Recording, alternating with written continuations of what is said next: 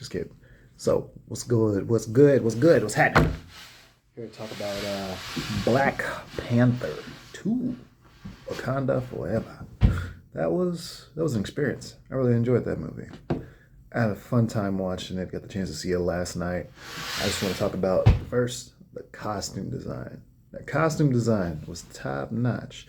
I gotta say, it's always appreciated. It was great in Black Panther 1. And then we get to see Namor and where he's from. You get to see the costume design there and like the world building, how they kind of created the two worlds between the two places. But it's really nice. It's very, very visually appealing. The colors on all the black skin because, just face it, it just looks good. Just looks extra good. It's a big step up. It's always a nice change of pace because you don't get movies like that. You don't get a lot, especially just like these big cinematic movies that are just black and brown in different colors. And I'm always here for it. Always here for it. Always love it. That's my own bias here, but can I say? It's within me. Anyway, moving on from there, yeah. Costumes are great. And, man, the woman did a great job in this movie. It's a very, like, woman-centered kind of movie. And it's very nice because it's a change of pace. Because, from the last one, you get to see a lot more Shuri, a lot more Queen Ramonda, and Okoye, Nikita as well. All of them are very pivotal to just, like, moving the story forward as far as, like, the feelings around T'Challa's passing.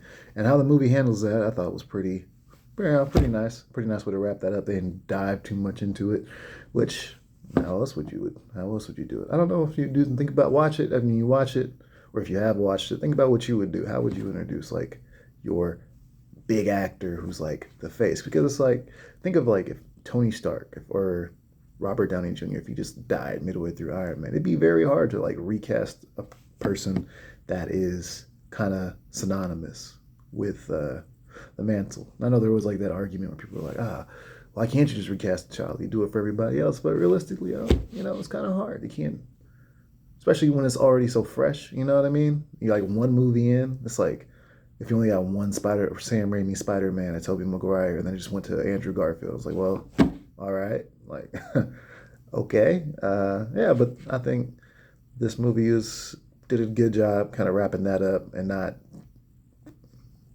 It's a big plot point, but they don't like go super in depth. I don't think they go super too deep with it. They still advance the story pretty well and use it as a good vehicle device of just like grieving, mourning, loss, acceptance, embracing, all those things, all those stages of grief and agony. A lot of characters deal with that in this movie, and it plays a part in it.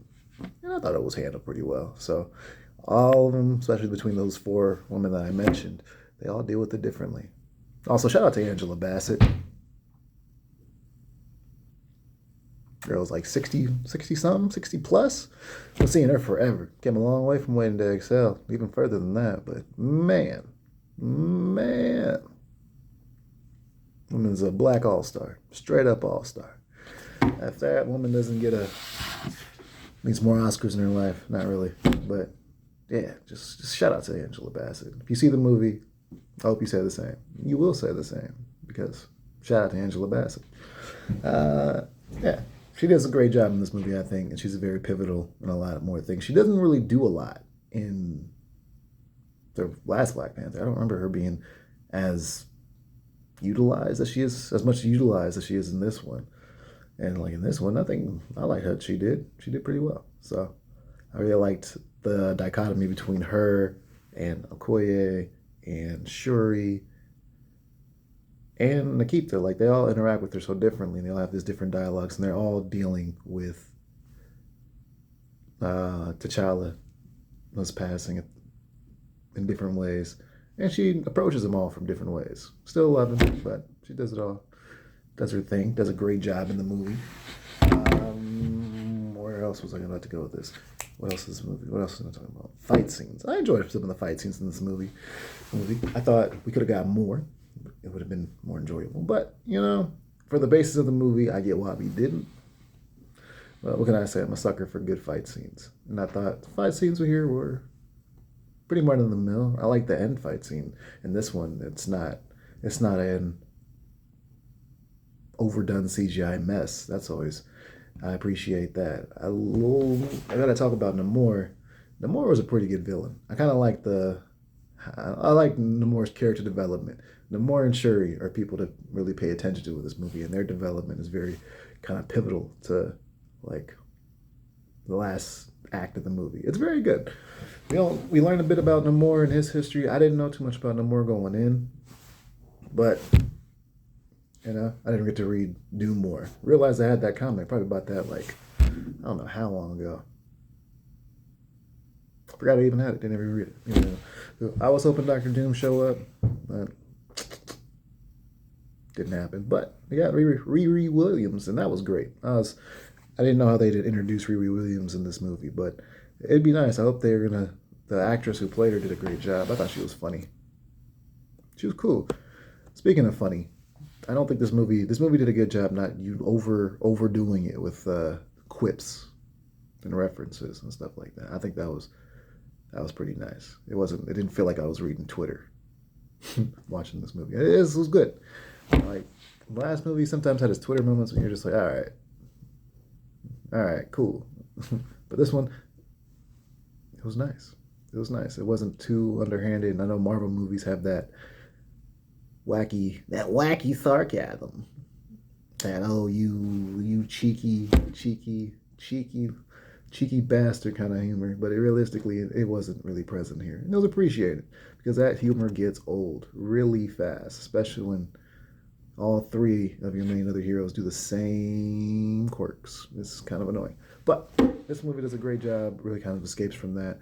And I enjoyed it. It wasn't over super humorous. Kept me engaged for sure.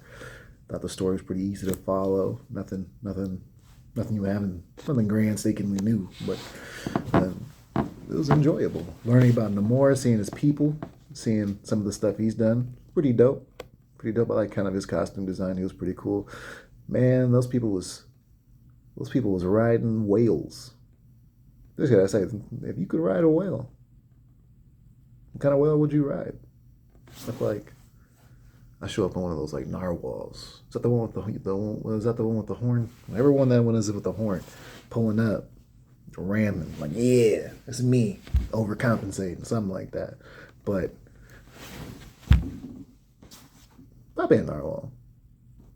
Orcas are cool too, but it's too free willy-ish, kind of outdated. Like everyone's got blackfish. You just saw blackfish. You're gonna be riding an orca around. They're probably cool with you because you just use them for the taxi service. But yeah, Uber was pretty good. It was a pretty good Uber. But yeah, I give this movie an A-. I enjoyed it. Honestly, yeah, A-, B+, somewhere around there. What's like an 89, 90. My biggest gripe with it, I'll say, is that it is long. And I don't know, 3 hours, anything close to 3 hours is long. It doesn't matter what it is. Especially when there's no halftime. Even football got a halftime and they long, and football games be like 5 hours, TV breaks and all that stuff. But these movies these days, they could put it in an intermission. I feel like they should do that more often.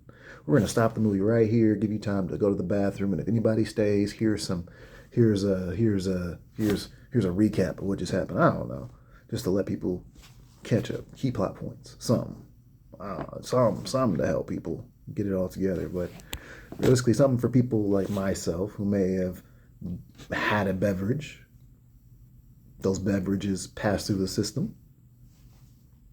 Said system needs to be utilized and can't because you don't want to miss any important information. So it'll be nice. 3 hours. You expect me to sit here for 3 hours and listen to all of this?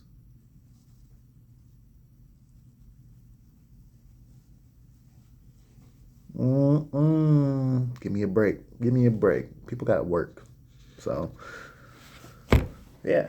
But overall, B plus. Probably do like the channel updates, keep y'all informed, huh?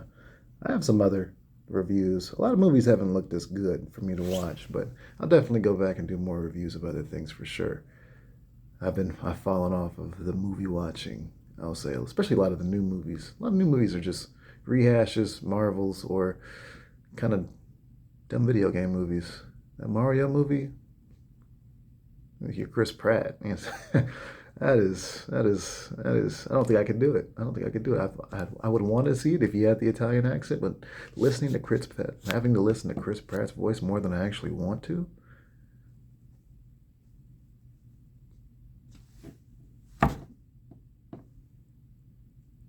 No, I'm just not going to do it. So, don't expect that. But yeah, that's the review. Go see it. Go check it out. Tell me what you think about it. Tell me what you thought, what you didn't like. All right.